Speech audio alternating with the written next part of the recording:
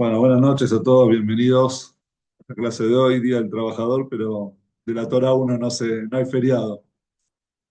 Así que vamos a empezar hoy con la clase sobre la parashá, dos parashiyot de esta semana que para mí son muy especiales porque son las parashiyot que yo leí en mi Bar Mitzvah, Tazria y Metzorá.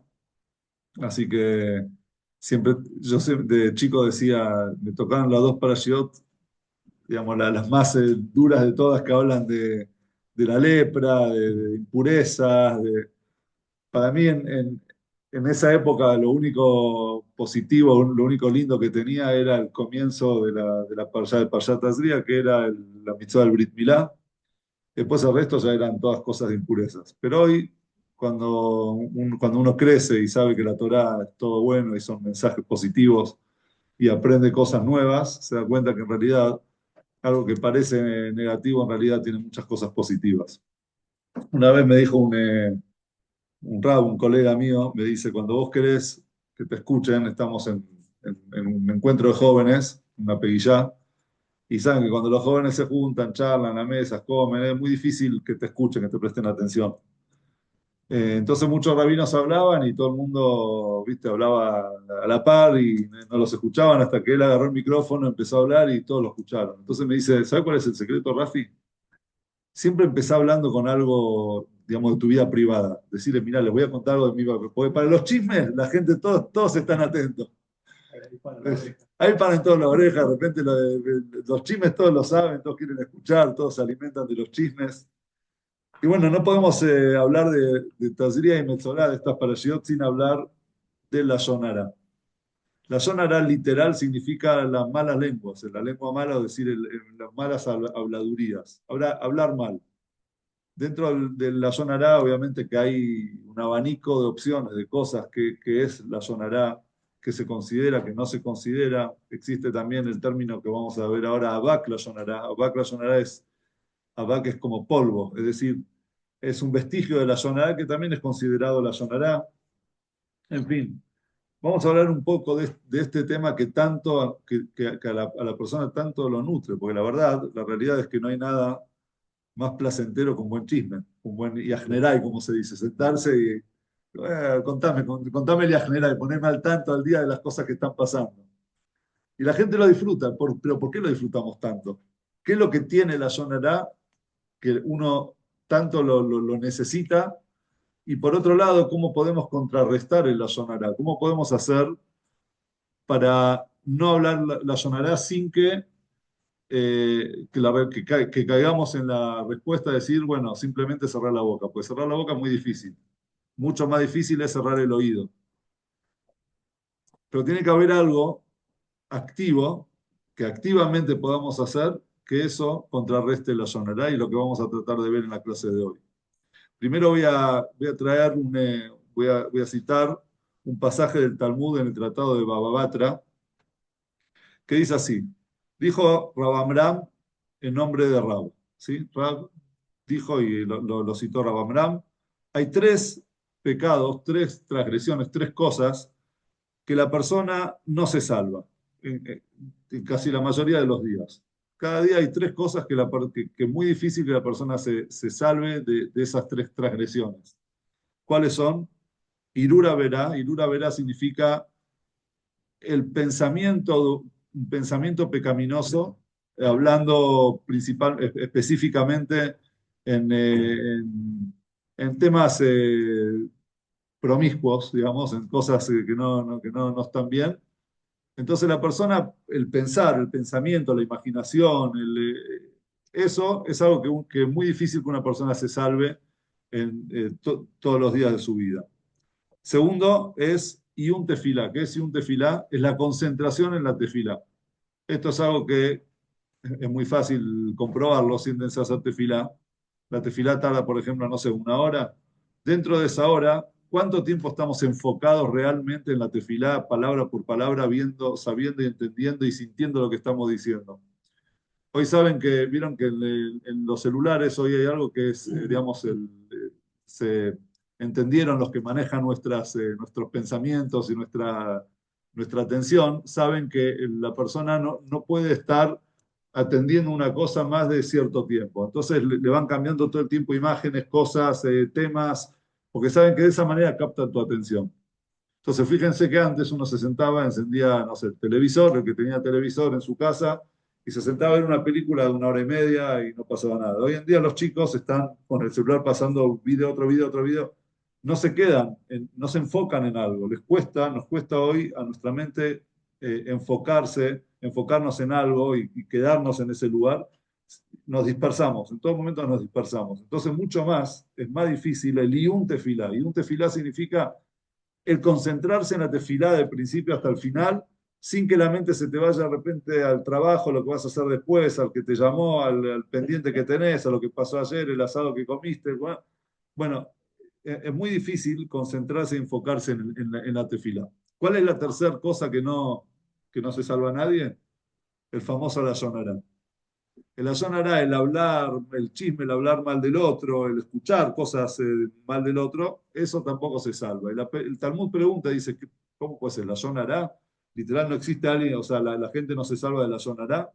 Entonces la Gemara responde, dice, no, no se refiere a la ayonará en sí, a la difamación en sí, sino a la bakla ayonará. ¿Qué es la bakla ayonará?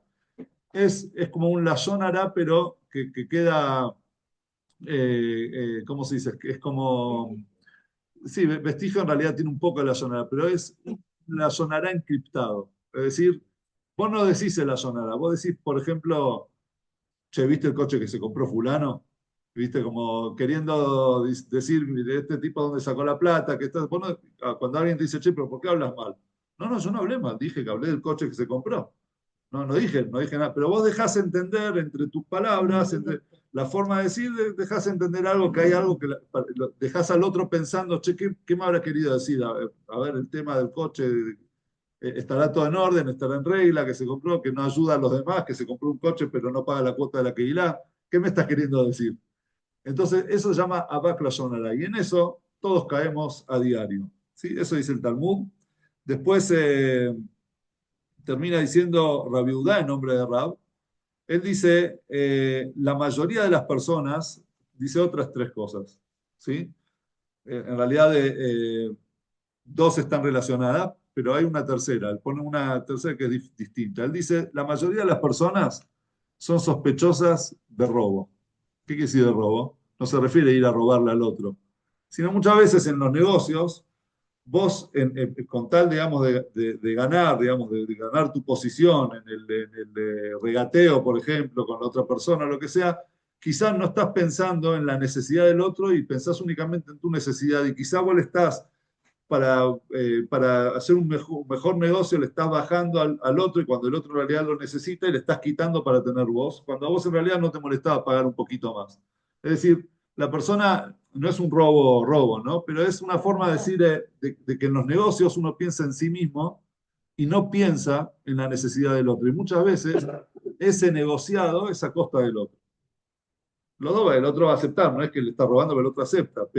Pero digamos, en tu mente no está el otro, estás vos primero. Entonces le estás muchas veces quitando un poco al otro.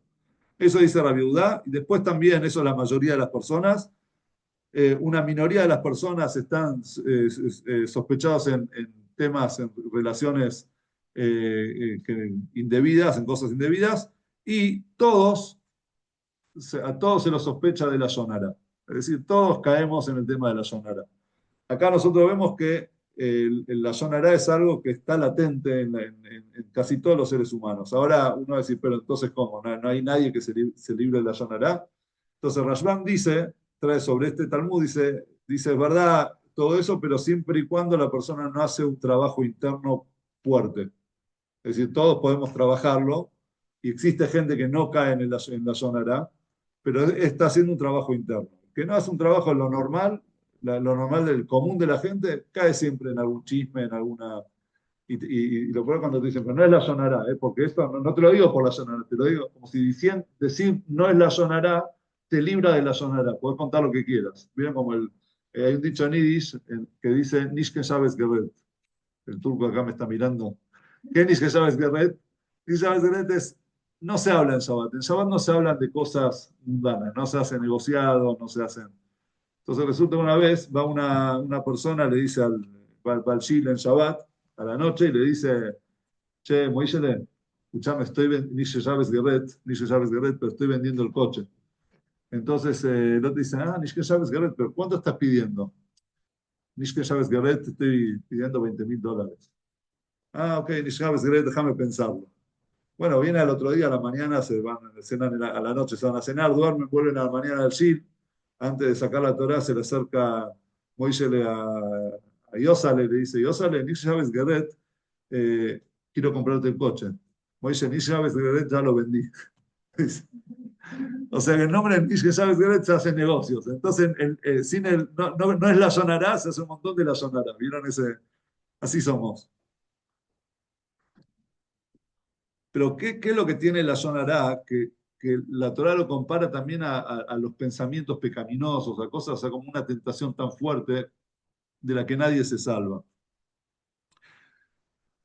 La, nos dice el Baal Shem Tov, en un texto que lo trae, en realidad el Baal Shem Tov no escribió libros, los libros son escritos por sus alumnos, son las enseñanzas del Baal Shem Tov fueron escritas por sus alumnos. Entonces uno de sus alumnos dice en nombre del Baal Shem Tov que la persona en realidad, y eso lo basa también en un pasaje de nuestros sabios, un pasaje talmúdico, que la Shonará en realidad es porque la persona se ve reflejada en los errores del otro. ¿Qué quiere decir eso? Cuando una persona ve, hay un dicho que dicen los sabios, que un munse bejá, o sea, cuando vos tenés un defecto, o sea, en realidad el defecto que vos ves en otro, en realidad es un defecto propio. Es decir, que la otra persona sería como un espejo tuyo. Por eso lo que a vos te molesta del otro es en realidad lo que te molesta de vos mismo. Vos te ves reflejado en el otro. Por eso hay cosas que cuando uno, por ejemplo, ve no sé, lo ve en una persona extraña, ¿sí? Ven alguien que hace algo malo. Escucha la noticia, eso no le afecta.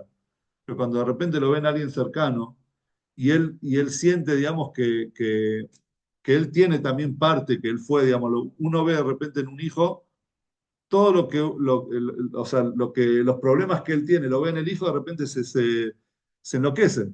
¿Por qué? Porque se ve reflejado en el otro, lo siente cerca, lo siente que es parte de él y que en realidad él no puede mirar, no puede enfrentar esos problemas, esos defectos que él tiene. Y entonces cuando llega de repente, cuando los ve en el otro, el otro le está reflejando lo que el dolor que él siente por no lograr ser una mejor persona. Todos tenemos defectos, ¿sí? Todos tenemos cosas que quisiéramos, nos gustaría cambiar, que muy internamente sabemos que están mal. Pero como hay una ley que dice el Talmud, Adam Karovetz el Atzmo, una persona es cercana a sí misma, una persona se quiere, ¿sí? A sí misma. Entonces siempre hay alicientes, de repente hay justificaciones. ¿Sí? No, bueno, pero cuando uno dice, no, pero fulano hizo tal, che, pero vos hiciste lo mismo. No, bueno, pero yo lo que pasa que ve y empieza a justificarse. Pero hiciste exactamente lo mismo, porque al otro lo matás y cuando vos tenés un justificativo, capaz que el otro también tiene justificativos, ¿entendés? ¿Por qué? Bueno, porque nosotros nos vemos reflejados en los demás. En otras palabras, cuando nosotros contamos la Yonará en realidad, es porque nos da mucho alivio. Por eso la Yonará es algo tan atractivo, nos alivia. ¿Por qué nos alivia? Porque nosotros decimos, bueno, no soy yo el único, ven, el otro también lo hace. Mirá, ¿viste lo que hizo fulano? ¿Viste lo que hizo Mengano? Y empiezan a contar y uno lo disfruta. ¿Por qué lo que estás disfrutando? Estás disfrutando que te estás aliviando vos mismo del problema que vos mismo tenés. Si vos no lo ves, si vos no ves el problema en el otro, en realidad al revés, si vos no tenés ese problema, no lo vas a ver en el otro. Si vos ves un problema en el otro, es porque vos mismo lo tenés. Entonces, ese es el alivio y ese es el motivo por el cual nosotros nos desesperamos por el chisme. Nos gusta, queremos identificarnos con esas cosas y sentirnos que no somos los únicos que lo tenemos, no somos los únicos que nosotros luchamos en contra de eso. Hay un dicho, hay un libro de Kabbalah que se lo adjudican a Abraham Avinu. Se llama Sefer Yetzirah, ¿sí? El libro de la formación. ¿Qué quiere decir? No es que Abraham Avinu se sentó a escribir un libro, pero las enseñanzas de ese libro Sefer Yetzirah, se dice que, la tradición dice que son enseñanzas de Abraham Avinu. Entonces el libro de Yetzirah, el Sefer Yetzirah dice, no hay algo más bueno, más elevado que el Oneg, Oneg significa placer, y no hay nada más malo y más bajo que el nega. Nega es un defecto, ¿sí? Un nega, una, vamos a llamar defecto, no sé cómo traducirlo a la palabra nega exactamente. Pero ¿qué es lo interesante? Que la palabra oneg y la palabra nega tienen las mismas letras. Ain, nun, gimel, oneg, nun, gimel, ain, nega. Y son los dos extremos. Y en realidad eso nos explica, nos dice el Sefer Yetzirah, una de las explicaciones sobre esto, es que ese oneg, ese placer, eso elevado y ese defecto en realidad son dos caras de la misma moneda. Cuando una persona ve el defecto del otro y siente ese placer, el placer que en realidad no es elevado, sino es algo bajo, entonces siente el placer, ¿por qué? Porque está viendo su propio defecto, pero también a la inversa. Cuando vos te elevás, ¿sí? Y realmente querés buscar un placer, entonces ese defecto, depende de dónde vos lo ves, si vos ves ese defecto como algo propio a lo que vos tenés que trabajar, que vos tenés que enfrentar y no verlo en el otro, eso es en realidad un placer verdadero. Es decir, la persona puede lograr el placer trabajando sus propios defectos y no bajar el placer al nega, al defecto del otro. ¿Sí? Entonces, como cada uno eh, quiere ser, quiere ser mejor, quiere ser mejor persona y a veces uno no lo logra, entonces trata de ver en los demás los defectos que uno tiene. ¿Sí? Como lo del otro día conté una historia, no sé, ahora era Moisés, le vamos a poner de vuelta, por Moisés. El que se llama Moshe, hay alguien que se llama Moshe acá, ¿no? A vos, los Moisés. Bueno, hay que buscar un nombre que nadie lo tenga para que nadie se sienta identificado. Pero bueno, Moisés le vamos a poner, perdón. Eh, no, vamos a poner un nombre. Él era el Shiker, ¿sabes lo que es Shiker? El borracho del pueblo.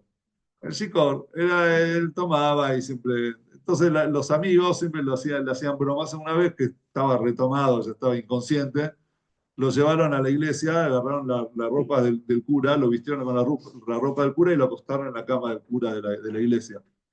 Entonces Moisés se levanta a la mitad de la noche, así de acá, y de repente ve a todo, ve la cruz ahí, ve la cama, ve las ropas de cura y dice, soy el cura, soy el cura. No, pero no soy el cura, yo soy Moisés.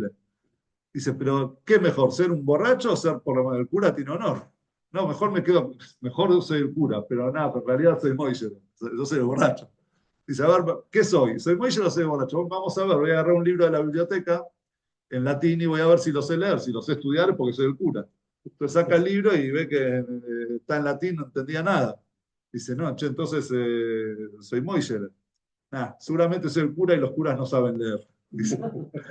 O sea, la persona busca en el otro, no sabe leer qué es lo que yo soy, digamos, me veo reflejado en los demás. Entonces, como que si hay otra gente que tiene el mismo problema que yo, entonces, bueno, eso me libera un poco, ¿sí? Y por eso es como un paliativo y por eso la persona disfruta tanto del Dayonara. Disfruta mucho porque es algo que me libera, me relaja, es como siento un calor por dentro, digamos, una caricia al corazón, diciéndome, bueno, no sos tan malo, Rafi.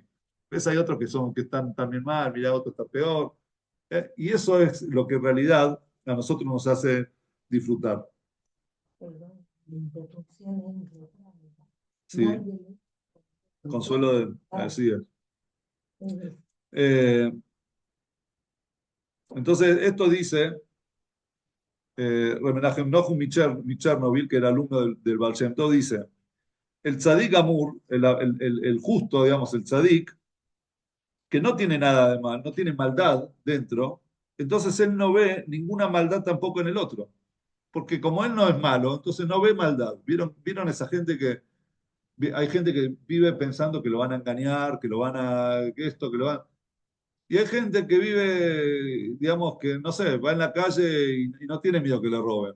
¿Por qué? Bueno, no estamos hablando en un lugar con alguien que ya se quemó con cosas así, que obviamente tiene un trauma, pero digo en general, el que no es malo no cree que el otro puede ser malo también. No ve en el otro la maldad, no tiene miedo de que el otro tenga maldad, porque vos no sos malo o no tenés ese problema. Entonces dice acá que el tzadik no ve el mal en el otro porque él mismo no tiene mal. Pero aquel que ve algo malo en el otro, ve algún tipo de defecto en la otra persona, es como si él se hubiese visto reflejado en el espejo. Que si su cara, si su rostro está sucio, entonces, ¿qué es lo que va a ver en el espejo? Algo sucio. Entonces, si vos ves la suciedad del otro, en realidad estás viendo tu propia suciedad. Y eso es lo que dicen nuestros sabios, cola posel, famoso dicho, bemumo posel. Todo aquel que cancela al otro, en realidad está cancelando su propio su propio defecto. ¿Sí? El defecto del otro en realidad es tu propio defecto. Hay algo, un dicho sobre la para allá esta semana, que habla del zarat, que ahora vamos a ver, habla de la lepra, una lepra que no es la lepra actual, no es una enfermedad que existe hoy en día, era una enfermedad espiritual, pero para la lepra había que llamar, no se iba al médico, por eso no es una enfermedad. ¿A quién se iba? ¿Quién era el que decidía si era o no era lepra? El Cohen, exactamente, el Cohen. Entonces hay un dicho que dice, Kola negaim Adam Roe, Hutz minigeatzmo. El Cohen puede ver todos los negaim, las lepras de todos, menos la lepra del mismo. ¿Qué quiere decir eso? Que si el Cohen puede ir y decidir sobre las manchas que él ve en el cuerpo, en la ropa, en las casas de las personas, pero si a él le sale, por ejemplo, en su casa, en su ropa, en su cuerpo, una mancha de esas, él no puede autoevaluarse a sí mismo, ¿sí? Sino tiene que llamar a otro Cohen. Esa es la ley. Kola negaim adam roe, hutz minigei atzmo. Todos los negaim, todas las manchas, la persona puede ver, menos los negaim del mismo, la mancha del mismo. ¿Sí? Eso es lo que dice la halajá.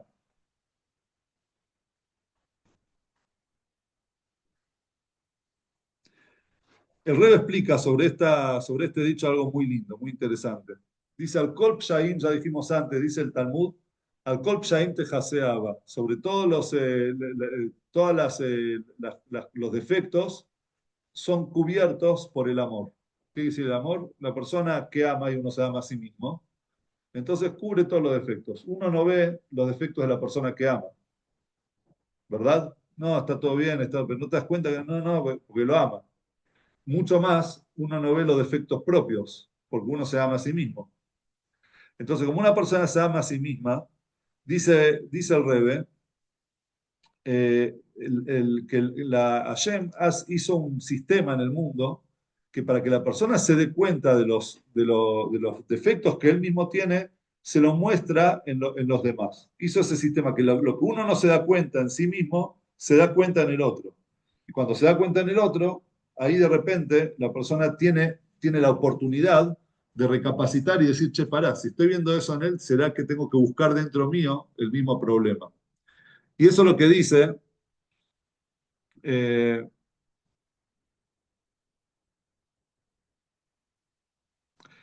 eso es lo que dice la halajá, Kola Negaim Adam Roé, todos los Negaim, todos los defectos, vamos a usar la palabra defecto para los Negaim, Chutz mi negatzmo, menos los defectos propios. Pero viene Revi y te cambia la coma. Fíjense, esto es magistral. Dice, Kola Negaim Adam Roé Chutz, todos los Negaim, todos los defectos que la persona ve de afuera, Minigeatzmo, vienen de los defectos propios. De vuelta, el versículo literal es, Kola Negaim Adam Roe, todos los defectos la persona ve, Hutz Minigeatzmo, menos fuera de los defectos propios. Viene el Rebbe y te dice, no, todos los defectos la persona ve afuera, digamos, los que ve fuera, de los defectos propios. Vienen, las raíces son los defectos propios. Es decir, el defecto que yo tengo de repente lo veo reflejado en el otro. Hay una historia en la Torá, que es la historia de Noaj. Noaj Ish Tzadik también Maya Bedortago, ahora lo vamos a, después más adelante lo vamos a volver a citar, pero esta parte de la historia va sobre el final de la vida de Noaj. Noaj era Ish Tzadik, pero termina borracho, desnudo, y de repente va su hijo Ham, él tenía Shem, Ham y Yafet, él tenía tres hijos. Ham ve la desnudez del padre y va y le cuenta a los hermanos, se burla. Vienen Shem y Yafet con todo respeto, dice la Torá, ellos agarraron un manto y fueron caminando hacia atrás y para cubrir a su padre giraron la cabeza hacia atrás y no vieron la desnudez de su padre. Entonces preguntan los comentaristas, si ya me está diciendo que fueron hacia atrás, caminaron hacia atrás, giraron su cabeza hacia atrás, ¿qué quiere decir giraron su cabeza hacia atrás? Porque ellos van así, el padre está atrás, ¿qué tienen que hacer? Ellos tienen que darse vuelta para taparlo. Cuando se dieron vuelta para taparlo, no lo miraron, giraron la cabeza hacia atrás justamente para no mirarlo y lo taparon. Entonces, ¿cuál es la necesidad de decir después y la desnudez de su padre no vieron? Ya te está diciendo, si fueron hacia atrás, para algo están caminando hacia atrás. Si van a ver la desnudez de su padre, entonces hubiesen caminado para adelante. ¿Qué si caminaron para atrás, giraron la cabeza y no vieron la desnudez de su padre? Dicen, está escrito sobre eso, que no solamente que ellos se cuidaron en el respeto del padre, sino que tampoco lo comentaron. No fueron a hablar como hizo Ham. Ham significa cálido, era un hombre de caliente, digamos. O sea, lo vio al padre y fue a hablar. Bien. Ellos no solamente que no vieron la desnudez de su padre, tampoco la comentaron, porque ellos tenían tanto respeto, no tenían esa mente sucia, digamos, que tenía su hermano, y por eso ellos dijeron, bueno, ¿qué es lo que tenemos que hacer? Vamos a ser eh, efectivos en ¿qué tenemos que hacer? Tapar a nuestro padre sin que lo veamos, fueron hacia atrás y lo taparon. Es como cuando de repente hay gente que ve algo que pasa en la calle, uno saca el celular para llamar al 911 y 10 sacan el celular para filmar lo que está pasando y después subirlo a las redes. Pues decís, pero ¿cómo? Si está, escúchame, ayuda, ¿qué haces así filmando? ¿Qué está? ¿Entendés? Bueno, ahí te das cuenta la perversión que tiene la persona en la cabeza. Uno agarró el celular directamente lo que pensó, como no tiene esa maldad, lo voy a subir a las redes, ese morbo de ver las cosas que pasan en la calle y documentarlo y que viralizarlo y que se haga. No, simplemente si pasa algo, hay que ayudar, hay que actuar. Y el otro, ¿qué hace? El otro está, como él en sí mismo es piensa de esa forma todo el tiempo. Entonces, lo primero que va a hacer va a actuar de esa manera. Eso es lo que hicieron Shem y Efet. ¿Qué hicieron? Llamaron al 911, es decir, agarraron la tela y fueron a tapar al padre, y ya está. ¿Qué hizo Ham? A contarle a todos, a viralizar lo que había pasado. ¿Sí? Eso es la profundidad en el dicho que Mum Shebejá, algo, un defecto que vos tenés, vos lo vas a ver reflejado en el otro. Y ahí sale de vuelta la raíz de todo el mal, del motivo por el cual es tan difícil cuidarse de la Yonara. Esto hasta ahora nosotros dimos el primer paso en el tema de la Yonara, que es ver la raíz. ¿Por qué es tan tentador el Yonara? Y una vez que sabemos de dónde proviene esa tentación, por qué la Yonara es tan importante, vamos a pasar a la segunda parte, que la principal es cómo se contrarresta la Yonara. Y la Yonara no la vamos a contrarrestar, obviamente que la persona tiene que evitar hablar y todo, pero no nos vamos a enfocar hoy en el no hables, en el cerrar la boca, Shmor Leshon Hamerá, cuidar tu boca de hablar mal. Eso obviamente que la persona lo tiene que hacer y todos lo sabemos. Vamos a ver otra forma de tratar el tema de la Yonara. Y vamos a verlo desde el lado positivo. Antes de eso, quiero también tocar un tema que es, ya que estamos hablando de la Yonará, que quizás esto no está relacionado con el Yonará, pero muchas veces, pero sí está relacionado con la idea esa de que las personas ven el defecto, su propio defecto lo ven en el otro. Y para eso voy a traer un ejemplo. ¿Sí? Un ejemplo de un muchacho que estudió arte, estudió pintura, y después de pasar todo el curso, de ya ser un gran pintor con su profesor, el profesor le dice, mira, te doy un último tip, digamos, una última Eh, un último consejo te voy a dar. Para que seas un buen pintor, agarrá un cuadro, el mejor cuadro que vos tengas, el que vos consideres que es el mejor cuadro, llevarlo y exponerlo en la plaza principal de la ciudad y poner un cartel al lado. Por favor, yo soy un pintor nuevo y le pido a todos los que vean el cuadro, los que vean algo que no está bien en el cuadro, que hagan una X en lo que no les gustó. Hagan una X en el cuadro lo que no les gustó, así yo puedo aprender. Se fue a la casa, vuelve al otro día a buscar el cuadro está lleno de X. Y el chico, imagínense la moral del muchacho, vuelve al profesor y dice, profesor, todo lo que estudié tantos años y ahora esto es lo que me di cuenta que no sé nada, mire cómo no sé pintar. Entonces el profesor le dice, esto es lo que yo te quería enseñar. Ahora agarró un cuadro, ponelo en la plaza, otro cuadro tuyo, ponelo en la plaza y escribí al lado. Todo aquel que tenga una idea para mejorar, digamos, una idea cómo mejorar el cuadro, que por favor lo deje anotado. Fue el chico, lo dejó, de repente el otro día estaba todo vacío. ¿Por qué? Porque criticar es muy fácil, ver el defecto, verse reflejado en el otro y criticar es muy fácil. Pero una crítica constructiva, de repente ahí ya, cuando tenés que acercarte a alguien y decirle algo realmente que le sirva, entonces ahí de repente todos desaparecen. ¿Sí? Para criticar somos rapidísimos. Para venir a ayudar, remangate y venir a trabajar con nosotros, ahí de repente la gente, no, no, no, ya no. Bueno, esto también está relacionado, no es la Sonará, no es el tema de la Sonará, pero sí nos enseña a nosotros cómo son las relaciones humanas.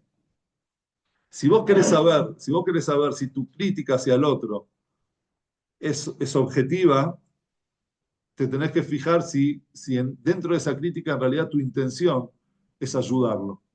Si vos vas a la otra persona y no le decís su defecto, le estás diciendo, primero te prestás para lo que él necesite para ayudarlo. Y no siempre ayudarlo es solucionarle las cosas a las personas, a veces escuchar también.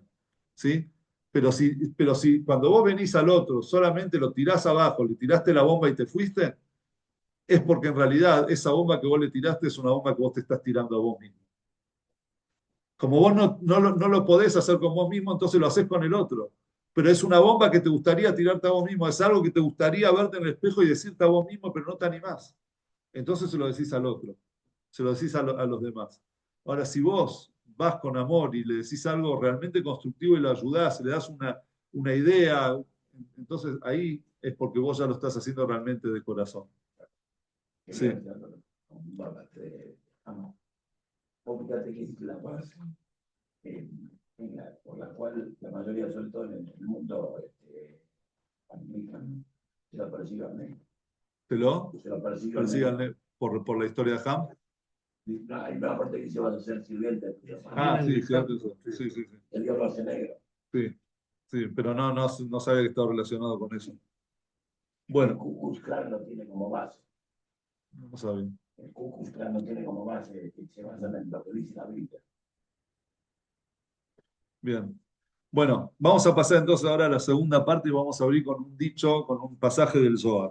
El Zohar sobre la Parashá esta semana, Parashat Tazria, dice algo muy fuerte, no fuerte en el sentido, sino muy profundo. Dice, así como la persona es castigada por el ayonara, por hablar mal, de la misma manera la persona es castigada por una palabra buena que él podría haber dicho y no lo dijo, por omitir una palabra buena, una palabra linda, porque, porque él afectó el poder de la palabra que fue creada, fue hecha para resolver cosas en lo alto y en lo bajo. Es decir, el poder de la palabra, acá el Zohar nos habla del poder que tiene la palabra, no solamente para destruir, sino también y principalmente para construir. Y esta va a ser la base de toda la charla de hoy.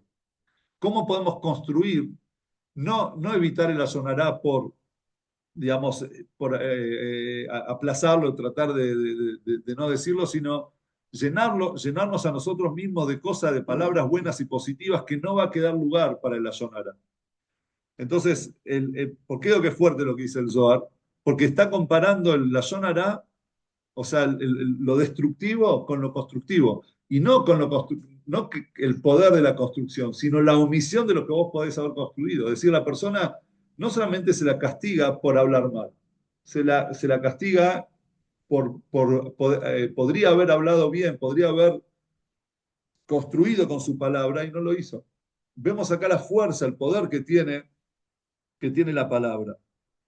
Y eso, hay quienes ven este poder, digamos, esto que dice el Zohar, en la ofrenda que tenía que traer el Metzorá. El Metzorá, aquel que tenía lepra, tenía que traer dos pajaritos. ¿Sí? ¿Qué hacían con los pajaritos? Los llevaba al Bet HaMikdash, a uno le hacían yejita, a uno lo degollaban, lo faenaban, y al otro lo liberaban, lo dejaban volar. Entonces, ¿para qué llevas dos si van a liberar uno? O sea, pedime uno solo y chao. O sea, estoy trayendo una ofrenda, estoy trayendo un corbán, y vos de los dos que yo traigo, a uno lo sacrificás y al otro lo dejás volar. Entonces, ¿para qué lo dejaste volar? Entonces, hay quienes dicen que ahí se ve también la idea de estas dos cosas. El Metzorá, que ahora vamos a ver, Metzorá, la palabra Metzorá viene de Motzi Ra, que saca las malas lenguas, saca cosas malas de su boca. El Metzorá, a él su corbán, su expiación es de dos maneras. Primero, se mata uno de los pajaritos, es decir, el matar, digamos, las palabras malas que la persona saca, pero también y principalmente es dejar volar las palabras buenas, porque se traen tziporim, dice, en el resto de las ofrendas son torim son tórtola, no sé, otro tipo de ave, que en realidad no cantan tanto como los pajaritos, como un tzipor. El tzipor canta. Entonces, eso representa el habla. Esta persona habló demasiado, y en el habla tenés dos aspectos. Tenés el aspecto negativo, hablar mal, y tenés el hablar bien. Entonces, el hablar mal se lo sacrifica, y al hablar bien se lo deja volar. Y con eso la Torá nos está enseñando cómo la persona tiene que refinarse a sí misma después del zarat, o refinarse a sí misma una vez que habló, que se dio cuenta y recapacitó de la sonara. Eh, pero ahora sí nos vamos a meter en el concepto, digamos, del zarat en la parashá de esta semana. La Torá de estas dos parashiyot nos hablan, como dije al principio, de temas de pureza e impureza, principalmente de la lepra, que la lepra no era una lepra enfermedad, sino era una lepra espiritual, que venía justamente como dijimos recién, Metzorá es Motzirá, es que habla mal, digamos, por difamar o por cosas así. Entonces Dios le manda un castigo, que ese castigo en realidad es para que él recapacite y se dé cuenta el problema que él tuvo. ¿De dónde lo aprende? ¿De dónde aprendemos que la Metzorá viene, que la lepra viene por difamar? Aprendemos de dos historias de dos leprosos que nos trae la Torá, nos cuenta la Torá, que son dos hermanos. ¿Quiénes eran? Miriam y Moshe. Moshe, cuando Dios se le presenta en la zarza ardiente y le dice, anda a sacar al pueblo, Moshe habla mal del pueblo judío y dice, no me van a creer, Dios, esto no me van a creer, ¿por qué me mandás? Entonces Dios, ¿qué le dice? Poné tu mano en tu túnica, y cuando la sacó tenía la mano con lepra. ¿Sí? ¿Por qué Dios lo castigó a Moshe con castigo? En realidad era una prueba, digamos, milagrosa para que él le muestre al pueblo. Pero en realidad dicen que Moshe tenía que recibir en ese momento lepra por haber dicho, no me van a creer. ¿Quién sos vos para decir que no te va a creer el pueblo? ¿Por qué hablas así de mi pueblo? Dice Dios. Por eso él tuvo lepra. Obviamente que no estamos hablando de una difamación, pero en el nivel de Moshe, un pequeño castigo tuvo que tener por parte de Dios. Por otro lado, vemos Miriam, la hermana de Moshe, un día estaba hablando con su cuñada, con Zipora, y en ese momento habían dos profetas que estaban profetizando en el campamento de los judíos, eran Eldad y Meidad. Entonces, Zipora está ahí parada con Miriam y lo ve a Eldad y Meidad profetizando, y ella le dice Zipora a Miriam, pobres sus esposas. Dice, ¿por qué pobres sus esposas? Y porque si están profetizando, significa que ellos se separaron de sus esposas. Y ahí entendió Miriam que Moshe se había separado de Zipora. Es lo que le está diciendo Zipora. Si ellos son profetas, entonces sus esposas se habrán separado de ellos, pobres las esposas. Entonces, ¿qué hizo Miriam? Va y lo llama a Aarón y le dice, ¿viste lo que hizo Moshe? Se separó de la esposa. Nosotros también somos profetas. ¿Y de cuándo se tiene que separar de la esposa? Bueno, ella no sabía en realidad el motivo por el cual Moshe lo había hecho. Y de hecho también tenía derecho Miriam a decir algo así. ¿Por qué tenía derecho? Porque recordemos que el nacimiento de Moshe, gracias a quién fue, a Miriam, que fue a su padre, que se había separado de su madre, y le dijo, papá, vos sos peor que los egipcios, porque los egipcios decretaron contra los varones, y vos decretás, tu decreto es contra los varones y las mujeres, y si vos tenés, y si de repente te sale una hija que no está bien, entonces ahí Amram se volvió a juntar con Yochebed y nació Moshe. Entonces, Miriam también lo protegió a Moshe. Entonces Miriam sentía lo que realmente lo que era el poder de la unión de marido y mujer. Pero aún así, de repente Dios la castigó también por hablar mal de Moshe, y ella también tuvo lepra, aunque todo el campamento en honor a Miriam esperaron a Miriam, todo lo que la Torá nos cuenta en ese pasaje de la Torá. Pero bueno, de ahí aprendemos que la lepra viene por hablar mal. Motzirra. Ahora, es interesante que en realidad la Torá, el orden de la lepra que nos trae la Torá es distinto al orden que realmente venía, digamos, ocurrían las cosas. La Torá, cuando nosotros empezamos a aprender el tema de la lepra en Pashat Tazria, nos habla de la lepra, empieza con la lepra del cuerpo, de la carne, es decir, de las personas. Cuando una persona tiene una mancha blanca en el cuerpo, entonces va al Cohen y el Cohen se fija si la mancha es, y si no pasó, bueno, lo encierra, bueno, en fin, al final, ¿cuál es el, el- lo que él tiene que hacer? ¿Qué es lo que tiene que hacer el leproso? Es muy fuerte, muy duro la limpieza, digamos, del leproso, porque él tiene que salir diciendo a todo el mundo, tamé, tamé y kra. Él tiene que salir de su casa, irse fuera del campamento, es decir, se lo aislaba. Vos aislaste a una persona cuando hablaste mal de ella, o sea, lo dejaste de lado, provocaste que la gente, todo el mundo hable de él, de esa persona, y él se sienta en soledad por eso. Entonces vos tenés que ir a recapacitar, como vos no estás fuera del campamento, no puedes estar con nadie, no puedes hablar con nadie, entonces vas a tener que hablar con vos mismo y preguntarte a vos mismo por qué es que yo estoy acá fuera del campamento. Y ahí vas a entender que la importancia de no hablar mal de los demás, de la Yonará. Pero el camino hacia afuera del campamento, él tenía que ir diciendo, tamé, tamé, yo soy impuro, nadie se me acerque. Imagínense ¿cómo se dice? La vergüenza que esa persona pasaba en ese momento. Y además dice que el Metzorá era considerado como un muerto, es decir, él tenía que hacer su propio duelo por él mismo. Uno generalmente hace duelo por otro. En ese caso, él tiene que hacer duelo por sí mismo, quiere decir dejarse el pelo largo, las ropas rotas, habían varias cosas que él tenía que hacer como duelo. Es decir, era algo denigrante ser un Metzorá. Pero después de ahí pasaba a las ropas. Perdón, sí, la Torá nos habla del tzarat de la ropa. ¿Sí? En la ropa la persona le salía una mancha en la ropa, venía el Cohen y la miraba, si se lavaba y salía, entonces estaba bien, si seguía al mismo tamaño crecía, entonces había que cortar esa parte y hasta al final si volvía en la ropa, entonces se la quemaba. Y por último, está el zarat de las casas. Si a una persona le salió una mancha en la casa, roja o verde fuerte, entonces venía el Cohen y el Cohen cerraba la casa, había que cerrarlo los 7 días, después volvía, si había que lijarlo y volver a revocar, y después si seguía se rompía ese pedazo de pared y se cambiaban los ladrillos, y si volvía, entonces había que destruir toda la casa. Lo interesante es que la Torá trae primero el del cuerpo, después el de la ropa y por último el de las casas. Cuando en realidad el sistema era al revés, era de afuera hacia adentro. Primero Dios mandaba en las casas. Si en las casas, después de tu casa, vos no recapacitaste, entonces a la ropa. Si después de la ropa no recapacitaste, entonces al cuerpo. Entonces, pero la Torah lo trae diferente. La respuesta simple para esto es que en realidad cuando el pueblo judío estaba en el desierto no tenían casas.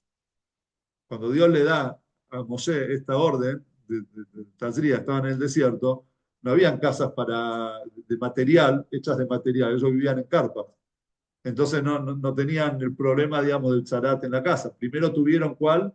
El del cuerpo. ¿Por qué? Porque las ropas también eran protegidas por las nubes. Las nubes protegían las ropas de las personas. Entonces, por eso el zarat que había en el desierto era el del cuerpo. Después, cuando entraron a la tierra de Israel, entonces ahí aplicaban los otros dos zarat y por eso es que la Torá lo trae en este orden. Pero eso es la explicación literal, pero nosotros tenemos que ver un poco más en profundidad. ¿Y por qué lo vemos, por qué lo tenemos que ver en profundidad? Porque hay una diferencia muy grande entre el zarat de la persona y de la ropa con el zarat de la casa. ¿Cuál es la diferencia más importante?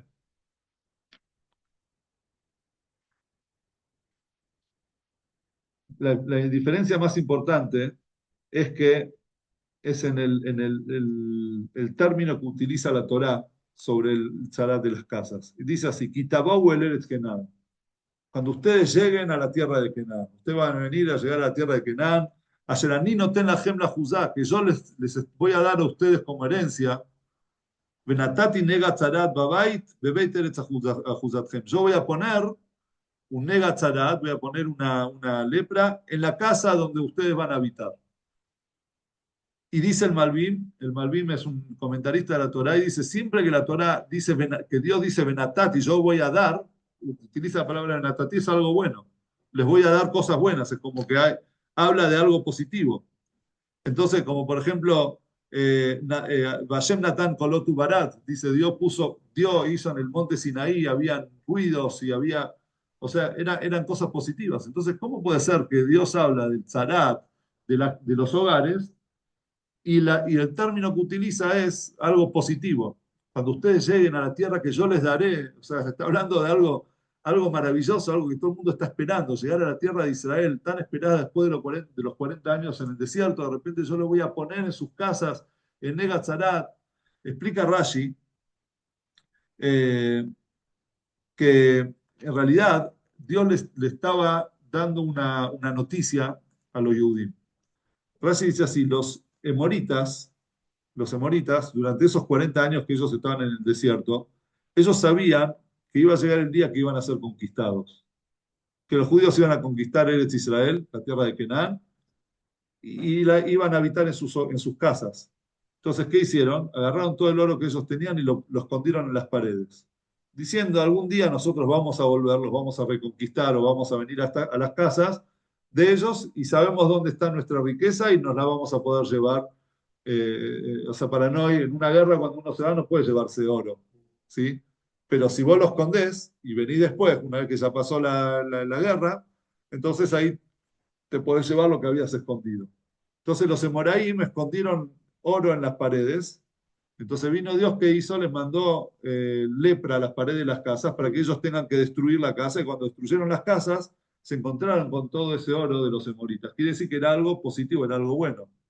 Y lo interesante es que cuando Dios empieza a hablar del zarat del cuerpo es como algo malo, y termina hablando del zarat de las casas, que es como una buena noticia, como algo bueno. Entonces al final, ¿el zarat es malo o es bueno?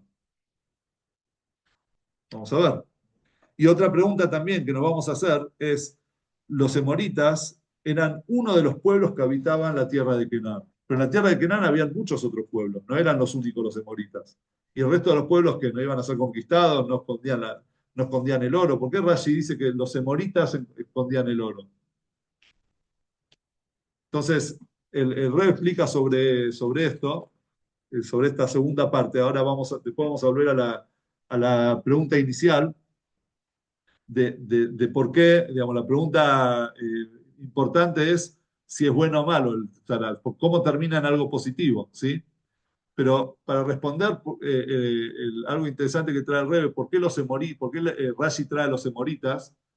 Es porque ellos, si nosotros vemos en el pacto que hizo Dios con Abraham, Dios le dijo a Abraham, la cuarta generación va a volver a esta tierra, la cuarta generación desde que el pueblo judío los hijos de Jacob se fueron de la tierra de Israel, hasta que pase el Abón, el pecado de los emoritas.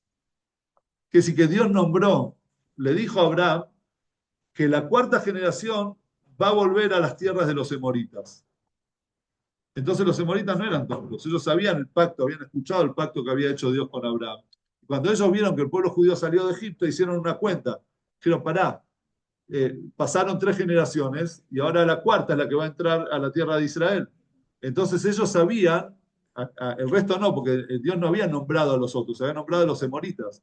Ellos sabían que en cualquier momento iban a ser conquistados. Entonces por eso ellos guardaron el oro en las paredes y por eso es que Rashi te dice los emoritas lo guardaron.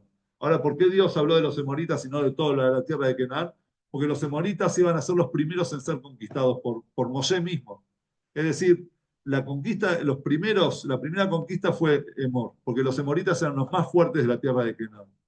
Entonces, por eso Dios dijo, hasta que pase el pecado de los emoritas, ahí va a ser la cuarta generación, va a ingresar a la tierra de Israel, empezando por los emoritas. Pero de vuelta, la primera pregunta es ¿por qué termina el tema el zarat en los hogares como algo positivo? Y acá vamos a ver ¿cómo se dice? El mensaje de esta para allá, que es lo que nosotros queremos decir sobre el tema de la Yonara. La Torá en realidad, con este final feliz, vieron que al final van a destruir las paredes y van a encontrar oro. La Torá nos está marcando cuál es el método para poder salir, escaparnos de la Yonara. Y dice así, la palabra emorí, si lo vemos en hebreo, ¿de qué palabra viene?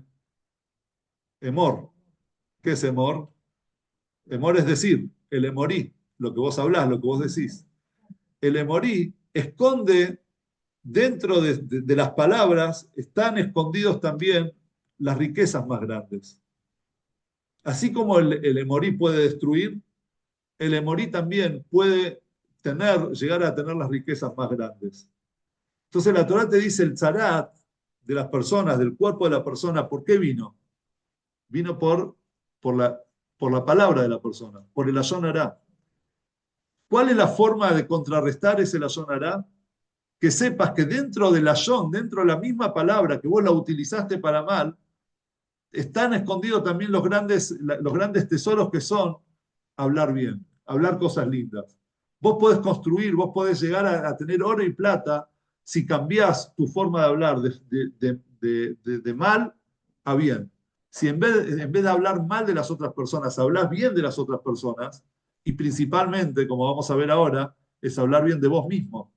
Porque como dijimos, ¿cuál era el problema central de la Yonará? Es que tu defecto vos lo ves en el otro. Quiere decir que algo que a vos te está doliendo, algo que vos no estás contento con vos mismo, de repente lo ves en el otro y por eso hablas. Pero si vos te llenás de elogios, pero no elogios falsos, sino tomás una buena decisión en tu vida, decís, a partir de hoy voy a hacer esto bueno, y te elogias por eso, hoy lo logré, qué bien, qué bueno, estoy contento por eso, por haberlo logrado, y mañana voy a tomar otra buena decisión para poder hablar bien de mí mismo y decir lo logré. Entonces vas a estar ocupado en ver las cosas positivas tuyas y no las cosas negativas que vos te ves reflejado en los demás, que obviamente las tenés que arreglar, las tenés que reparar, pero ya no va a ser lo mismo, ya no va a ser esa molestia, esa ir y hablar, porque tus palabras van a estar ocupadas en hablar cosas lindas. Eso es el emorí. Por eso la Torá empieza a la inversa, empieza hablando del cuerpo y después termina con las casas, empieza con algo malo y termina con algo positivo. Empieza con el pajarito que había que sacrificarlo y termina con el pajarito que había que dejarlo volar.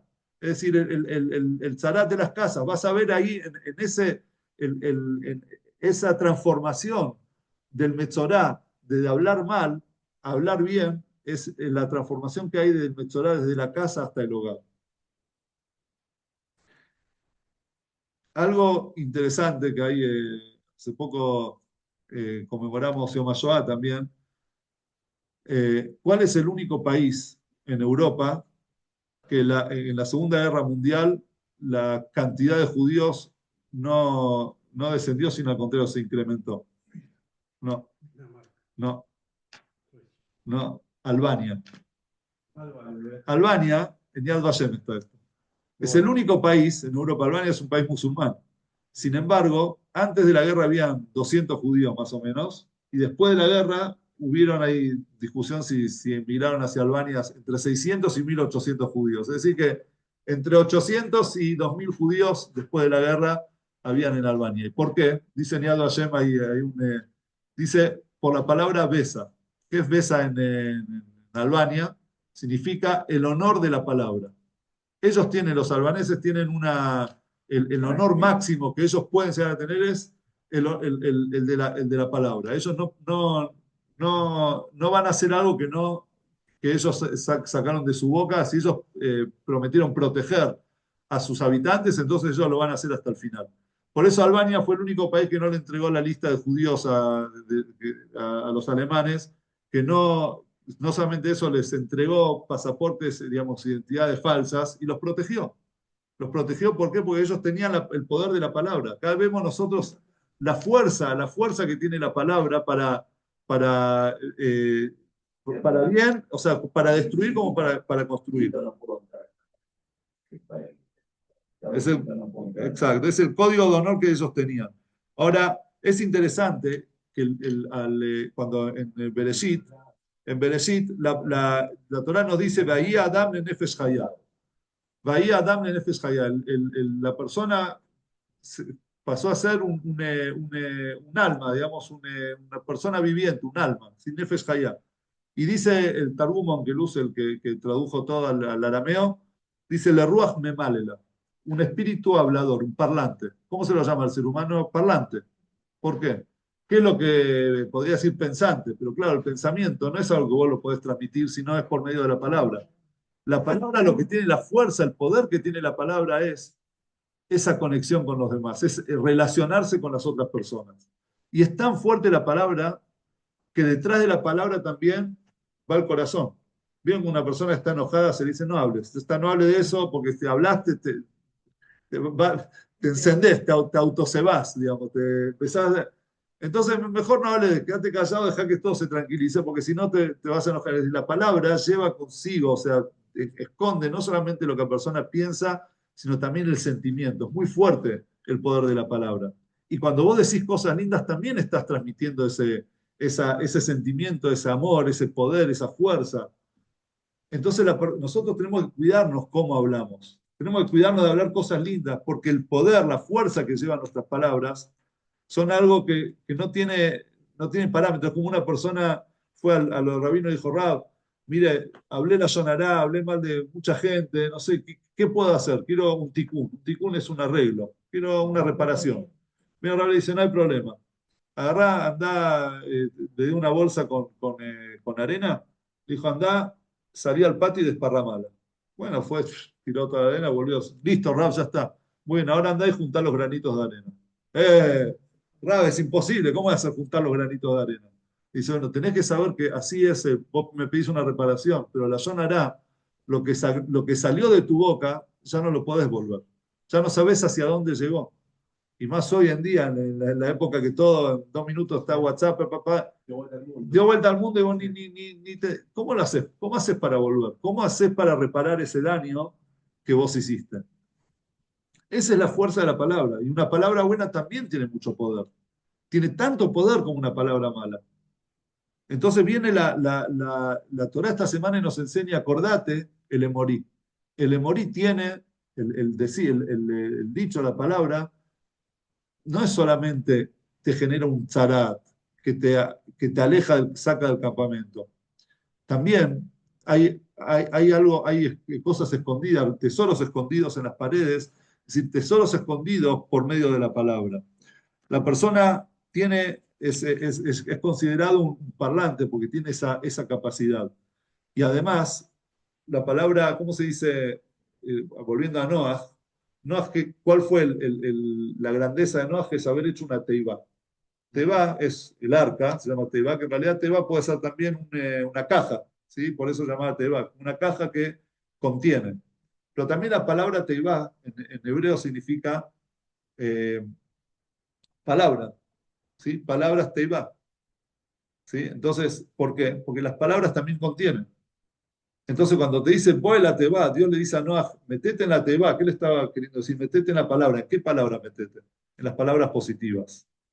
Cuenta la historia sobre Rabban Yohanan Ben Zakkai, bueno, ya vamos a ir cerrando, cuenta sobre Rabban Yohanan Ben Zakkai.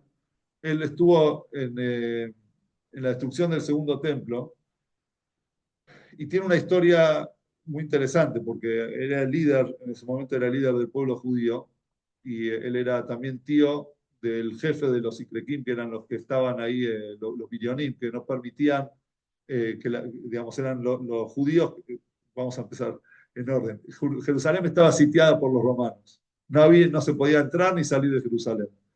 Pero no es que no se podía entrar y salir porque estaban los romanos afuera únicamente, sino que también estaba sitiada por dentro por los Birionim, que eran un grupo de jóvenes revolucionarios hebreos, que ellos querían ir a la guerra, a la batalla contra los romanos. Y como los sabios de esa época no daban la orden de salir a la guerra, entonces ellos decidieron hacer cosas, digamos, sitiar Jerusalén por dentro, quemaron los almacenes de comida para matar a la gente de hambre, para que no les quede otra que salir a luchar. Entonces, no se sabe si eran peor los romanos o los Birionim.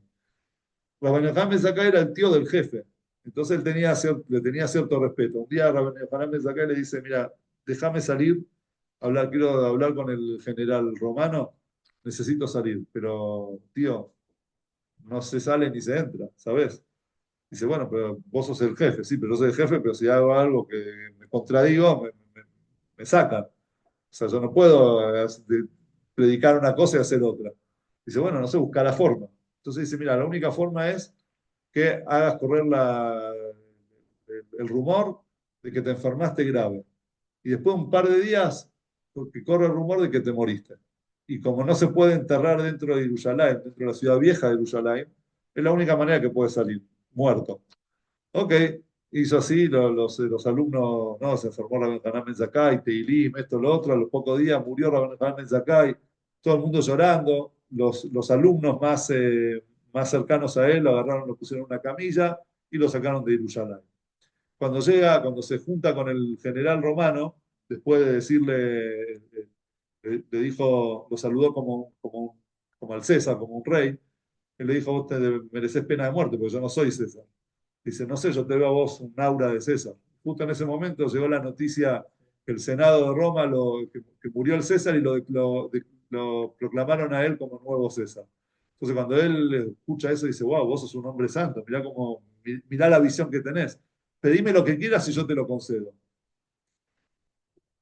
Vamos a dejar esta historia por un ratito de lado, después les voy a contar el final, y vamos a ir al final de los días, a la muerte real de Rabban Yohanan Ben Zakkai. Cuenta que Rabban Yohanan Ben Zakkai estaba en el lecho de muerte y no estaba tranquilo, ¿no? Lloraba, y los alumnos le preguntaban, ¿por qué, Rab? ¿Por qué estás tan...? Dice, porque no sé a dónde me van a llevar, si me van a llevar al Gan Eden, al paraíso, si me van a llevar al infierno. Entonces, después cuando ya estaba así, como si moribundo, de repente él agarró a hablar a los alumnos y les dijo, hizo cuenta el Talmud, saquen todas las cosas de la casa para que no se impurifique con el muerto, o sea, decir, estoy por morir ya en cualquier momento, y preparen una silla para Hizkiyahu Amelech, Melech Yehuda, para Hizkiyahu, el rey de Yehuda, para la Neshama de Hizkiyahu, el rey de Yehuda, que todavía no había sido, todavía no fue rey. Entonces, los alumnos, le pregunta al Talmud, dice, ¿qué pasó acá? O sea, que de repente, primero, Rabban Yohanan Ben Zakkai no sabía si iba a ir al paraíso o al no. Entonces, ¿qué nos queda a nosotros? ¿Sabes? Es una falsa modestia esa. Si era Rabban Yohanan Ben Zakkai, era una persona que nunca se sacó los tefilín de su cabeza en todo el día, no paraba de estudiar Torah. No hubo una persona que lo haya saludado antes que él salude. O sea, donde iba en la calle, él era el primero en saludar. O sea, estamos hablando de una persona que era gigante en la Torah y en Mitzvot. Entonces, ¿cómo él dudaba si él lo iban a llevar al paraíso, si iba a ir al Guinness? O sea, es algo raro. Y después, menos se entiende cuando él de repente le dice, bueno, saquen todas las cosas de la casa y hagan una silla para Hizkiyahu Amelech. ¿Qué tiene que ver Hizkiyahu Amelech acá? Hizkiyahu, el rey de Judá. Entonces, vamos ahora a volver de vuelta a la historia, a la primera historia, cuando el nuevo emperador le dice, pedime algo, ¿qué le pidió Rabban Hamed Zakai? Yavne, Yavne de Jajamea, dame a Yavne, la ciudad de Yavne y a sus sabios. Él no le pidió no destruyas Jerusalén. Le pidió no destruyas el centro de estudio, el centro de conocimiento del pueblo de Israel, que era Yavne, la ciudad de Yavne y sus sabios. Y se lo concedió. Entonces dice sobre él el Talmud, Meshiv Jajamim Ajor, es como que en ese momento le hicieron desde el cielo, como había un decreto que iba a ser destruida Jerusalén, entonces también a los sabios los nublan a veces, es decir, los hacen equivocar. Él podría haber pedido Jerusalén, pero no pidió Jerusalén.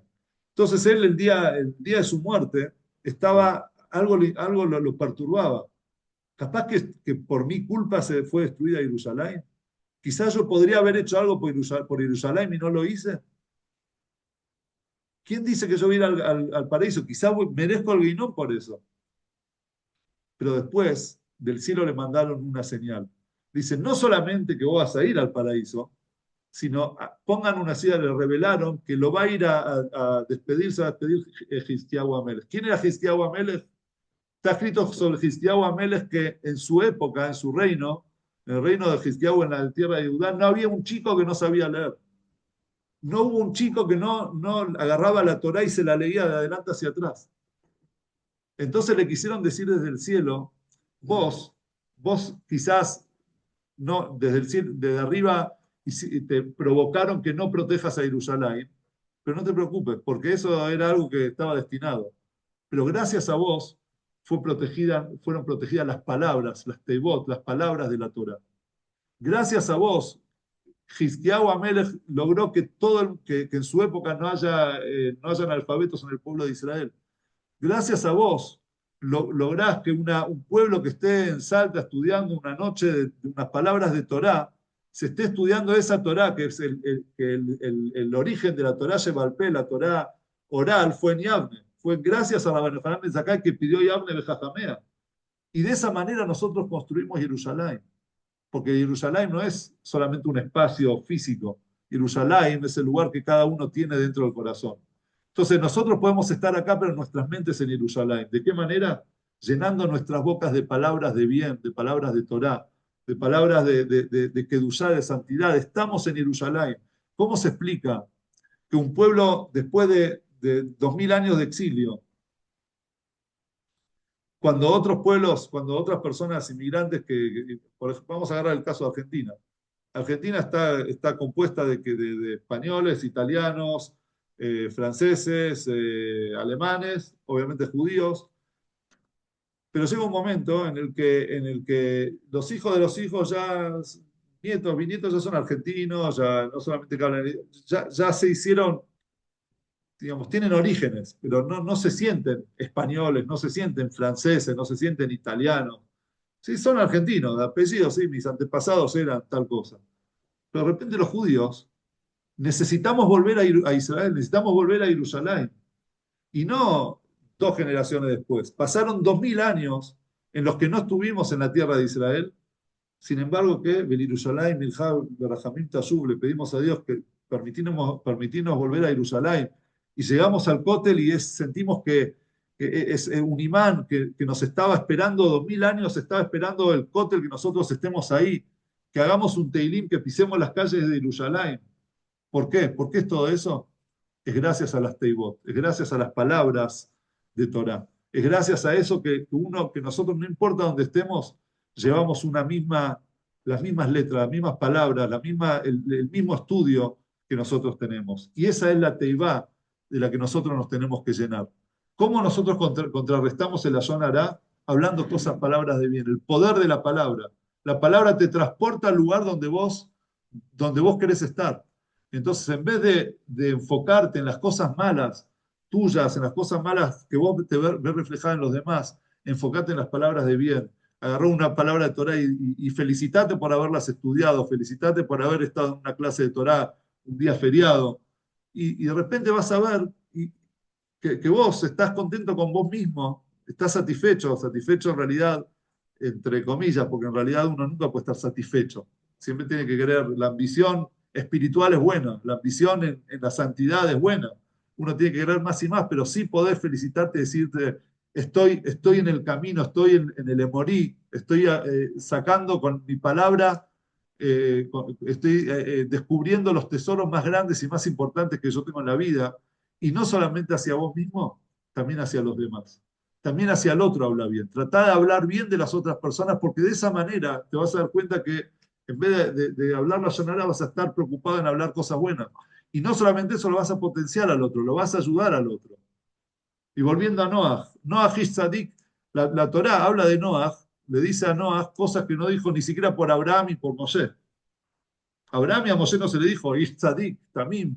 O sea, un hombre, un tzadik justo, íntegro. Eta Elohim Italech Noah, él fue en el camino de Dios, pero que también le pone un asterisco, Bedolotav. En su generación fue un tzadik. Si hubiese estado en la generación de Abraham, capaz no hubiese sido un tzadik. ¿Por qué? ¿Cuál era la necesidad de la Torá de hablar tantas cosas buenas de Noah? Era para darle fuerza. Dios sabía que de Noah dependía la humanidad. Él iba a salvar la humanidad, él tenía que hacer el arca, tenía que decirle a la gente, salvar a los animales. Imagínense un Noah en una persona en una generación corrompida como la de él, como la generación del diluvio, la fuerza que él necesitaba. Entonces, ¿cómo le dio Dios fuerza? ¿Cómo lo dotó, lo llenó de fuerza?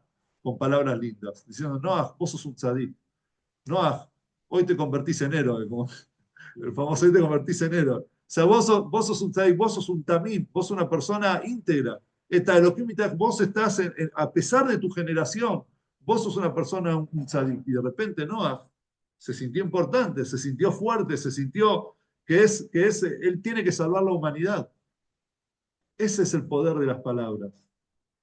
Por eso la sonará, sí, evitémoslo, cerremos la boca de hablar cosas malas, pero principalmente el método que podemos utilizar para no hablar la sonará es hacer lo opuesto, es hablar cosas buenas, la sonatov, hablar buenas palabras, buenas lenguas y encontrar, como dijimos recién, el tzarat positivo, que es el tzarat de las casas, que son esas riquezas, esos tesoros que están escondidos en las paredes, están escondidos en nuestra lengua.